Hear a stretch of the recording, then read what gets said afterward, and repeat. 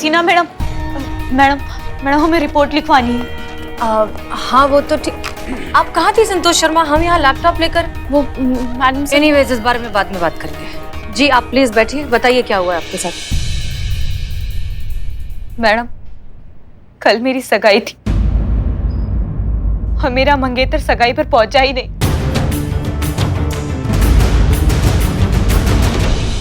हम दोनों ने साथ मिलकर कस्में खाई थी, जो वादे किए थे वो सब उसने तोड़ दिए। एक सेकंड के लिए भी उसने ये नहीं सोचा कि मुझ पर क्या बीतेगी, कैसे सह पाऊंगी मैं इतना बड़ा विश्वासघात। अपनी सगाई टूटने की वजह से वैसे ही मैडम सर बहुत परेशान हैं, ऊपर से ये केस उनकी परेशानी और बढ़ा देगा। अब बात हमें ही घुमानी पड़ेगी। कैसे कैसे कैसे आई तुम यहाँ तक? मतलब रिक्शा से कि टैक्सी से? जी रिक्शा से। मैडम बहुत बढ़िया, बहुत बढ़िया। आजकल पेट्रोल कितना महंगा हो गया है। बढ़िया। वो तो है मैडम, कल मेरी सगाई थी। मंगाई? चाय नहीं मंगाई चीते तूने इनके लिए? हाँ आप पानी पी लीजिए, तब तक आराम से आप बाद में बताइएगा। इसे अपना ही थाना समझिए आप। और आप यहाँ पर क्या बैठी हैं? हमारे साथ बाहर आइए ना, इत्मीनान से अपना सारा दिक्कत ना हमको बताइए, हम लोग मिलकर सॉल्व करेंगे। जी आइए बाहर आइए। चलिए चतुर्वेदी, हम बात कर रहे हैं ना। जी आप बताइए, आपका नाम क्या है? जी कोमल। कोमल, हाँ। तो इत्मीनान से बताइए और साफ साफ शब्दों में कहिए हुआ क्या है। मैडम कल मेरी सगाई थी। खीर खाएंगे आप? खीर खीर, अरे हम तो कहते खा ही लो। बहुत बढ़िया बनाते हैं खीर। हमारे लल्ला के पापा जो थे तो उनको तो हमारे हाथ की खीर बहुत पसंद थी। खा के तो देखिए। आप सब शांत हो जाएंगे प्लीज। हो गया?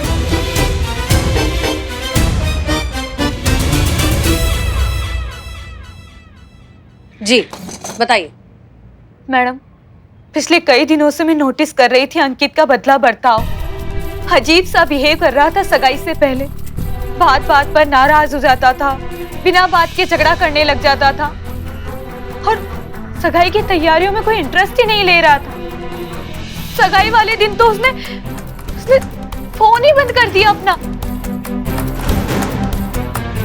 हाँ ठीक है, हम समझ गए हैं। आपको बार बार दोहराने का जरूरत नहीं है। हाँ मैं तो ये बात पहली बार बता रही हूँ।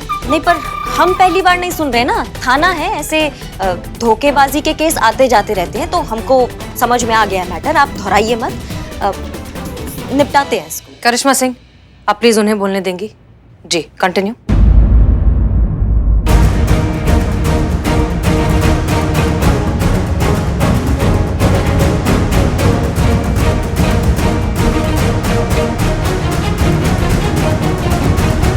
ठीक है कोमल, हमने तुम्हारी सारी बातें समझ ली है। अब आप ये बताइए कि हम आपकी क्या मदद करें। ये कैसा सवाल कर रही है आप मैडम? अगर आप मेरी जगह होती तो आप क्या चाहती?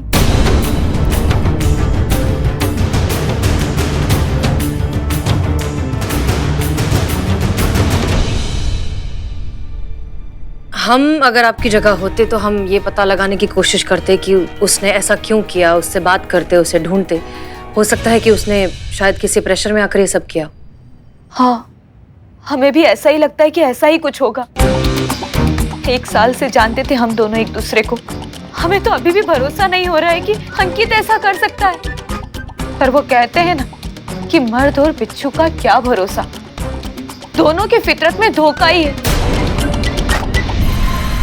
हाँ मैडम प्लीज सच का पता लगाइए कि आखिर अंकित को किस बात का प्रेशर है, या फिर वो सच में धोखेबाज है। मैडम ये अंकित की फोटो। ठीक है, हम समझ गए। हम कुछ करते हैं इस बारे में। आप पुष्पा जी के पास रिपोर्ट लिखवा दीजिए और सारी डिटेल्स दे दीजिए। जी आज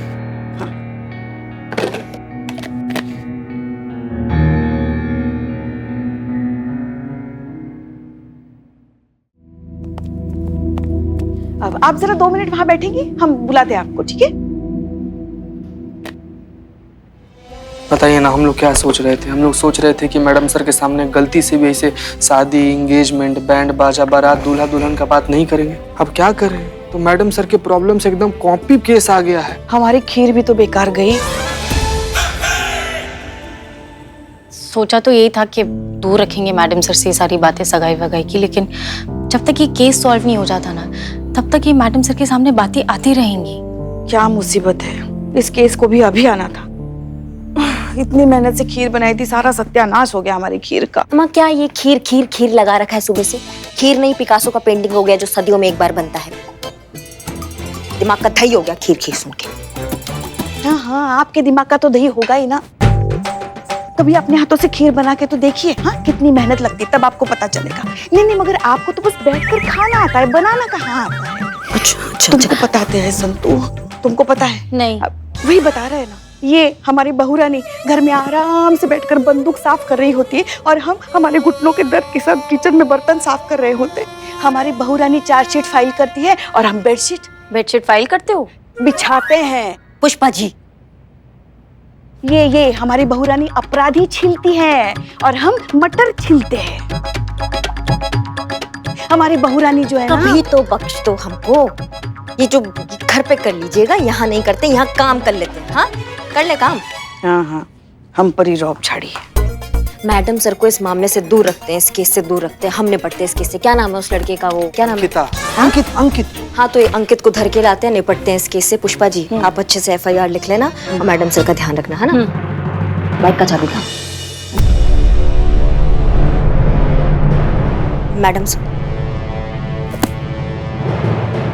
हम जानते हैं कि आप लोग सुबह से क्या करने की कोशिश कर रहे हैं।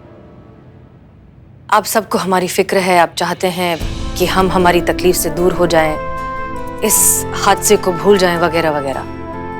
हम समझते हैं और हम इसे अप्रिशिएट भी करते हैं, लेकिन प्लीज आप जो कुछ भी कर रहे हैं वो बंद कर दीजिए। यकीन मानिए हम ठीक हैं।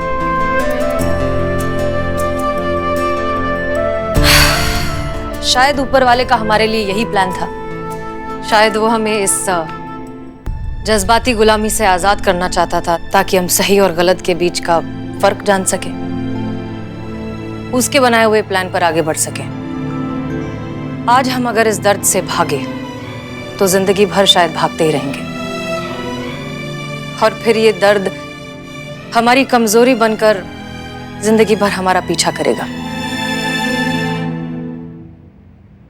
शायद इसलिए ये केस हमारे सामने आ जाए, ताकि हमें मजबूरन तय करना ही पड़े कि हम करना क्या चाहते हैं। जिंदगी भर कोना पकड़कर रोना चाहते हैं, या फिर इस दर्द को अपनी जिंदगी का हिस्सा बनाकर इसका सामना करना चाहते हैं, इससे लड़ना चाहते हैं। और हमने तय किया है कि हम ये केस लेंगे, इस दर्द को हराएंगे और ये साबित करेंगे। थोड़ी शिफा तो हम भी रखते हैं गमे दर्द तुझसे मुकाबिल होने की, कि तू भी तो आया ही है सामने हमारी शोहरत सुनकर।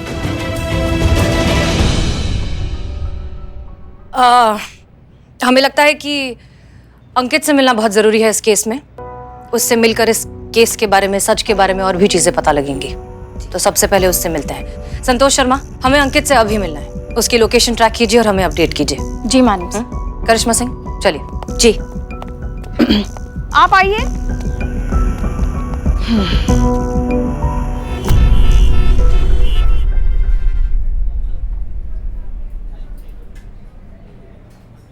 अरे तुम बिल्कुल टेंशन मत लो अंकित, मैं हूं ना, मैं सब संभाल लूंगा। हाँ, जैसा मैंने तुम्हें कहा है सिर्फ वैसा ही करो बस।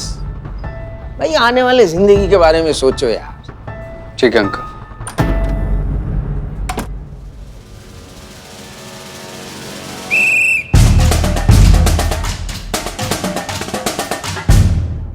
मैडम सर,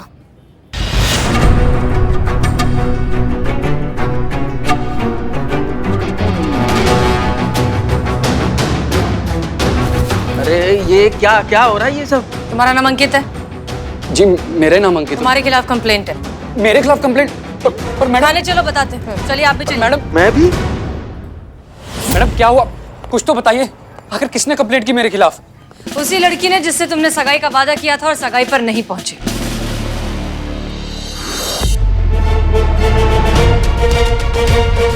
इसे तो पहचानते ही हो तुम। ले आए आपके अंकित को और इनके पिताश्री को। दोनों बार में बैठ के मटर गश्ती कर रहे थे। हमको तो लग रहा है पिताश्री विलन हो सकते हैं, हो सकता है उनके कहने पे इन्होंने ऐसा हरकत किया हो। पिताश्री किधर हैं आप? बाहर आइए।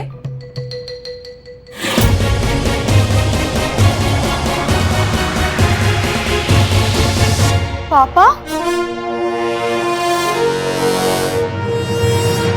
कोमल, क्या ये तुम्हारे पापा हैं? हाँ ये मेरे पापा है, जगदीश प्रसाद। अरे बेटा तू यहाँ क्या कर रही? ये पुलिस स्टेशन है। ये एक मिनट, तूने ही कहीं ये कंप्लेंट? पापा क्या पापा से बात करने को जरूरी नहीं समझा? क्या बात करती मैं आपसे? कोमल मेरी बात सुनो तुम। तुम तो चुप ही रहो। बताइए क्या बात करती मैं आपसे? कि आप अंकित से मिलने गए, आपने मुझे बताया? हाँ कब ना, मैंने बताने वाला था। कब बताने वाले थे? घर आकर। और घर कब आते? सुबह? सुबह क्यों आता? कि क्या बोल रही है? ऑब्वियसली पापा बार में थे तो सुबह ही आते। अरे अंकित के दोस्त का रेस्टोरेंट था, रेस्टोरेंट एंड बार भी था। दोनों ही था, लेकिन हम दोनों को आपस में थोड़ा पर्सनल बात करना था ना, डिस्टर्बेंस नहीं चाहिए था, इसीलिए हम वहाँ आपस में बात कर रहे थे। तुम मुझे बोलने दोगी तो मैं बोलूंगा ना। कितना बोलती हो तुम? आप ही तो बोल रहे हैं, मैं तो सुन रही हूँ सिर्फ। हाँ सुन बेटा, देखो क्या है, हमने बात कर ली और हमने ये डिसाइड किया कि अरे यार क्या बात कर रहा था, कुछ तो जरूरी बात आ जाएगा, याद आ जाएगा। वो थोड़ा दिमाग से स्लिप हो जाता है मैडम। याद आ। हाँ फिक्स करने की बात कर रहे थे आप। हाँ फिक्स करा दी मैंने। तुम्हारी वो बाथरूम का दरवाजा जो है ना ठीक नहीं था, तो लटक रहा था, तो मैंने फिक्स करा दी। कोई दिक्कत नहीं होगी। हाँ बाथरूम का दरवाजा नहीं, हमारी शादी फिक्स करने की बात कर रहे थे आप। हाँ ये वाला, ये शादी की बात हमने फिक्स करा दी। एक मिनट। हाँ। कोई हमें बताएगा यहाँ पर क्या हो रहा है? मैं बताऊंगा ना। मैं हमारा बेटा बता। हाँ? कौन उठा के लाया उसे? पापा अंकित तू ठीक तो है बेटा? डर मत, सबकी कुंडलियां निकलवा दूंगा मिनटों में। पापा मैं ठीक हूँ, मुझे ये बताइए आप यहाँ पे क्या कर रहे हैं? यहाँ क्या? यहाँ क्या कर रहे हैं मतलब? हाँ ये पुलिस वाले हमारे बेटे को यहाँ उठा ले आए हैं, तो हम पुलिस वालों से ये सवाल भी नहीं कर सकते कि हमारे बेटे को किस जुर्म में यहाँ ले आए हैं? हसीना मलिक, आप हैं यहाँ की एसएचओ? क्या मैडम, क्या अंधेर कर दी है? कहीं से किसी को भी उठा लेते हैं, वो भी बिना किसी वारंट के। आप कौन है? आरएस पुरोहित, सीनियर एडवोकेट, हाई कोर्ट। अरे पुत्र, तूने बताया नहीं कि तू किसका बेटा है? पापा छोड़िए इन बातों को, चलिए घर चल के बात करते हैं। चलिए प्लीज। एक मिनट, ये दोनों यहाँ क्या कर रहे हैं? इस लड़की ने आपके बेटे के खिलाफ कंप्लेन किया है कि वो सगाई का वादा कर कर सगाई पे नहीं पहुंचा। किसकी सगाई? अमीर घर का लड़का देखा नहीं कि चले फसाने? ये ऐसी क्यों बात करती है? संगीतकार है जी, पिछले 1.5 साल से सरगम सीख रही हैं। 1.5 साल से सिर्फ सरगम? जी। बहन जी गाना तक तो ठीक है, ये ताना क्यों मार रही हैं आप? बच्चे एक दूसरे से प्यार करते हैं। अरे तो क्या हुआ, प्यार तो मैं अपनी पड़ोस की बिल्ली से भी करता हूँ, तो इसका मतलब उसको घर में उठा के ले आऊं? पापा आप कैसे? तू चुप कर, तू जानता नहीं लोगों को। ऐसे शातिर लोगों से रोजाना मेरी कोर्ट में मुलाकात होती है। बेटा ये तेरे जरिए तेरे बाप की प्रॉपर्टी को हड़पना चाहते हैं। ये लड़की तुझसे कोई प्यार व्यार नहीं करती है, अपने प्यार के जाल में फंसा रही है तुझे। वाह, आग लगा दी। बस कीजिए। एक मिनट, आग आप लगा रही हैं बहन जी? रुकिए भाई साहब, आप बहुत ज्यादा बोल रहे हैं। ओए चुप कर, लालची कहीं का। मैं अच्छी तरह से जानता हूँ तू अपनी बेटी के आड़ में अपना बुढ़ापा सेट कर रहा है। अंकल खबरदार, जो मेरे पापा को एक भी शब्द बोला तो तुम क्या करोगी? हम पर भी केस करोगी? हमें भी जेल में डलवा दोगी? अम्मा भाग। कब से बकर बकर बकर सुन रहे हैं सबका? कान कुतर डाले हैं हमारे। थाना में खड़े हैं, थाना का लिहाज कीजिए। किसी ने भी एक शब्द बोला तो मैया कसम। करिश्मा सिंह, शांत हो जाइए। जब तक ये लोग एक दूसरे के सामने खड़े रहेंगे इसी तरह लड़ते रहेंगे। हाँ। अच्छा होगा कि आप मिस्टर एंड मिसेस पुरोहित को बाहर ले जाकर इनसे बात करिए। हम इन दोनों से बात करते हैं। जाइए, चलिए आइए। चलिए पुष्पा जी, आप चलिए अंदर। आइए। आप आइए। हाँ जी जी, चलो बेटा मैं बताता हूँ तुम्हें। ऐसी क्या शर्त रख दी थी आपने अंकित के सामने जो वो सगाई पर ही नहीं आया? मैडम मैं चाहती थी कि शादी के बाद मेरे पापा मेरे साथ रहे, मेरे ससुराल में। क्या?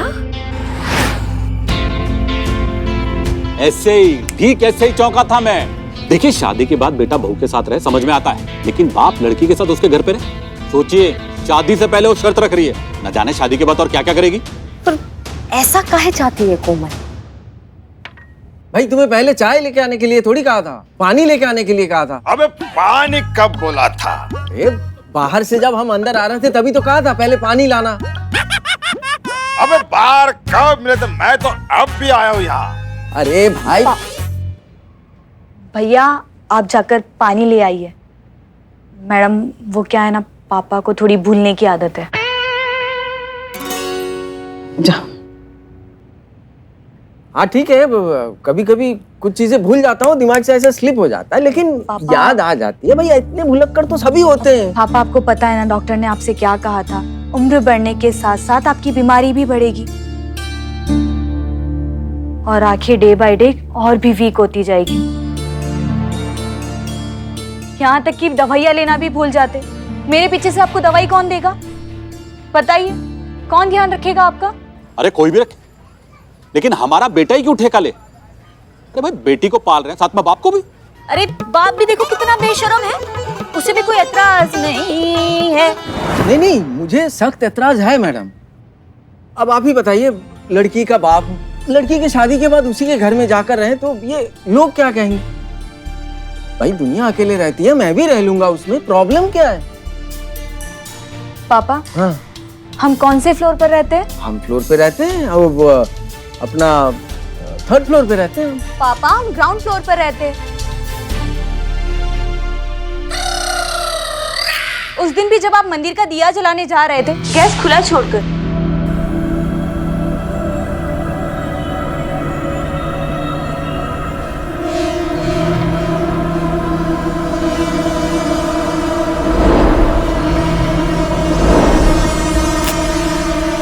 अगर मैं वक्त पे नहीं पहुंचती तो अनहोनी हो जाती। अब आप ही बताइए मैडम, कैसे ऐसी हालत में अब अपने पापा को अकेला छोड़ सकती हूँ? इसीलिए मैंने अंकित के सामने शर्त रखी थी कि शादी के बाद पापा हमारे साथ ही रहेंगे। इसलिए हम इस शादी के खिलाफ हैं और तब तक रहेंगे जब तक ये लड़की अपने बाप को साथ रखने की वाया जिद नहीं छोड़ देती। बस।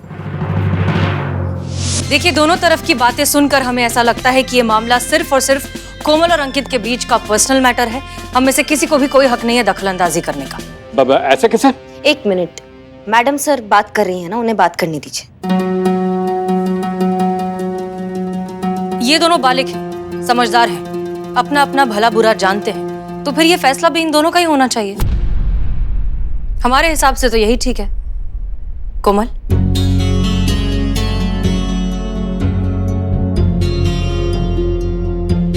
अंकित शायद तुम्हारे लिए आसान नहीं होगा, इसलिए तुम सगाई वाले दिन नहीं आए। इसीलिए मैं सबके सामने साफ साफ पूछती हूँ, क्या तुम्हें मेरी शर्त मंजूर है? क्या शादी के बाद मेरे पापा हमारे साथ रह सकते हैं?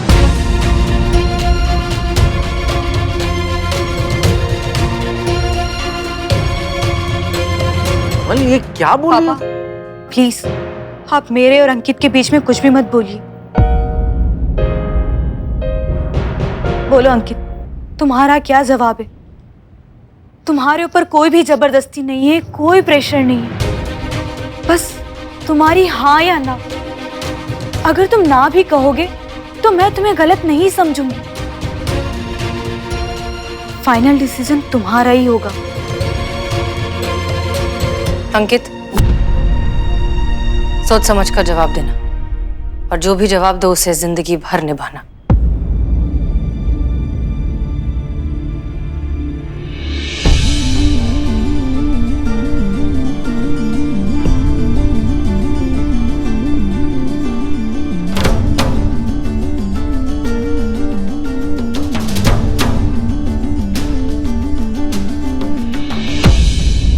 हमें लगता है कि अंकित की खामोशी ने सारे जवाब दे दिए।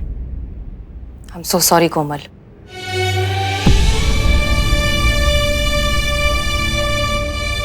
अब इस केस में कहने और सुनने के लिए कुछ नहीं बचा है, आप सब जा सकते हैं। केस में कुछ था ही नहीं मैडम जी, जो कुछ कहने सुनने को बचता। वो एक कमाल है यार, मैं तो तेरे को बेवकूफ समझ रहा थी, तो स्मार्ट निकला। हाँ, चंगा जवाब दिता। चल पुत्र घर चल।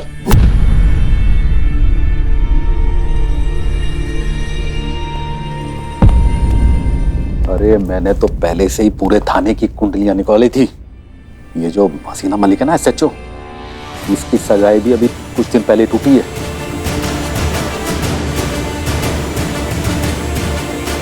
अपने मुंडे की तरह इसका दूल्हा भी बिना सगाई के भाग गया। अब मैंने सोचा अपना फ्रस्ट्रेशन अपने मुंडे पे ना निकाल दे, इसलिए पूरी तैयारी के साथ आया था। जरा भी कुछ इधर उधर होता ना तो सबकी कुंडलियां पलट देता। जिसका खुद का पति उसे छोड़कर चला गया हो, वो किसी का क्या अच्छा सोचेगी।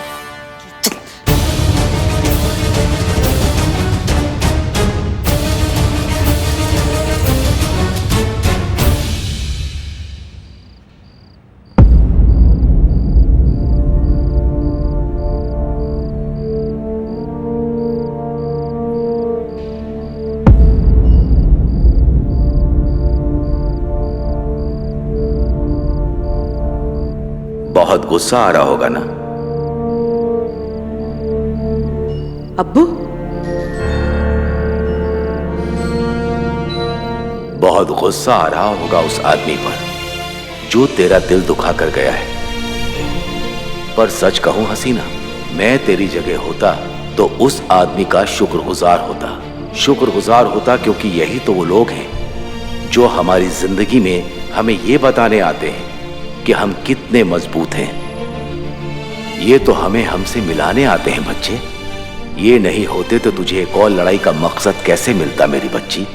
लड़ाई उस बच्ची के लिए जो अपने पिता से बेइंतहा प्यार करती है और उनका ख्याल रखना चाहती है। ये सिर्फ एक केस नहीं, एक चुनौती है तेरे लिए, अपनी तकलीफ से निकलने का सबसे बेहतरीन रास्ता। तू सिर्फ ये लड़ाई जीतकर सिर्फ एक केस नहीं जीतेगी, तू जीतेगी खुद को, अपने अंदर के उस आक्रोश को जो तुझे जीने नहीं दे रहा है। यही तरीका है अपने जख्म भरने का हसीना।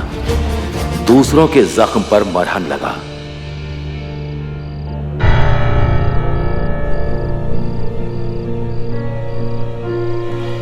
जय हिंद।